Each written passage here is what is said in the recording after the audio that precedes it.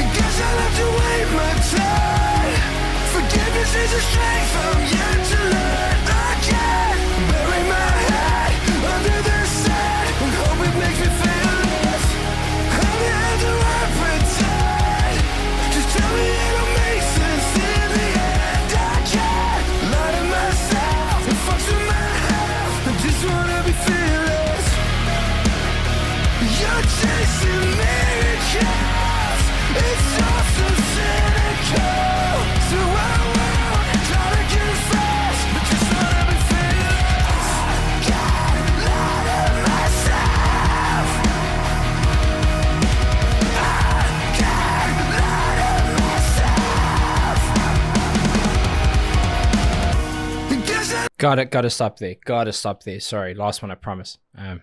Maybe not. We'll see. Here's the thing.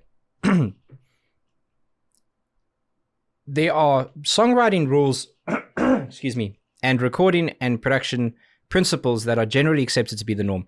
And the trick is not always in defying all of those laws and principles, but it's in tweaking them and bending them to be unique and ownable.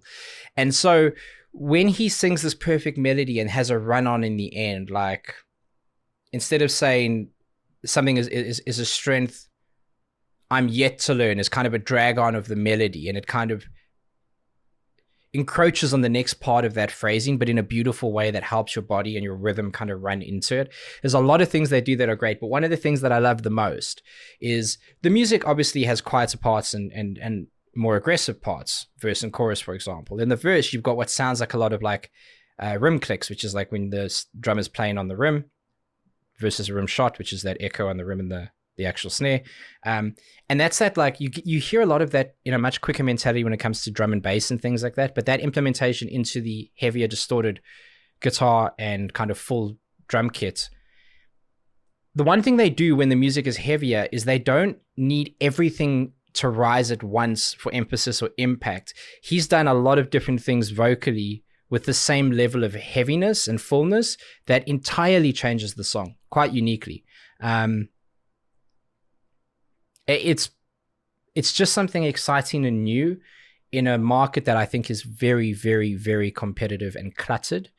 Technology is wonderful, allows everyone to share ideas almost immediately. The problem with that is it allows everyone to share ideas immediately, and some of those ideas are less thought through, and the competition for eyes is greater than it's ever been. So what they've done in 1 2/3 songs, at least for me, pretty special, and I'm excited. I know it's going into this little break, which is it's kind of like a pre-chorus coming off the back of their bridge, where he's going to sing a part of the melody and then the band's going to come in. I predict a sharper end to the song, but let's see. You never know.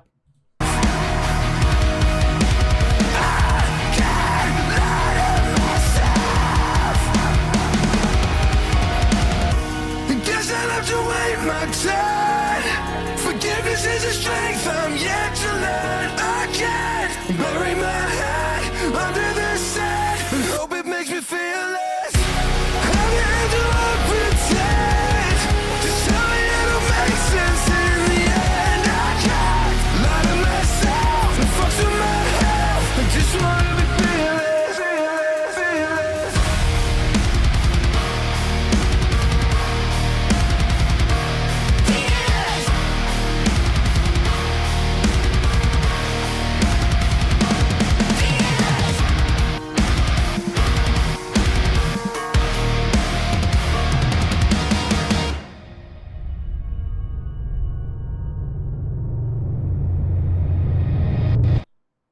Dude,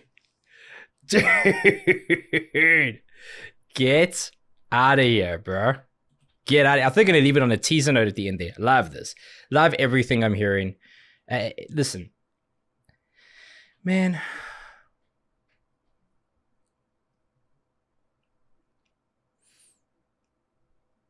One of the tricks with music is when you hear a band, and I will purposefully not mention any names because I'm not talking about anyone in particular, but when you hear a band's like album, it's usually accompanied by some kind, whether it's released by them or fans or just opinions in a Discord, it's usually accompanied by a reinforcement of positivity or honesty based on live performance of that music, right? So what I mean is, no matter how secretive or public a band is, there's usually a lot of kind of live elements to them having toured and played and done everything before music is released, or at least when it's released. With this, I know they had like kind of their first show booked somewhere in London. I'm not sure if it's happened yet, but we haven't had that. So all we have is what they've given us. And there's something quite exciting about that. Going to a live show, not with the thinking of will they, won't they be able to perform it and do it the way that we want them to, but what are they going to do live that adds that live element and special touch to it? And there's often things like that, but it could be orchestral in its nature, it could be music oriented, it could be from a production point of view where there's different lights and certain things. I think that was a really, really good second song for me. And when a band is releasing singles, especially a band that there's so little out there about and from, they have to be careful. They have to show you something different in each song. They can't just release songs that are traditionally as impactfully hooky or heavy or soft or delicate or whatever the first one was. They have to show you different stuff, and they have done that. And so I would say grant them the privilege you granted any other band that you grew to love. Give them the freedom and space to create, and give them the support that they deserve. This is fucking awesome. Love it. Looking forward to more. Catch you soon. Peace.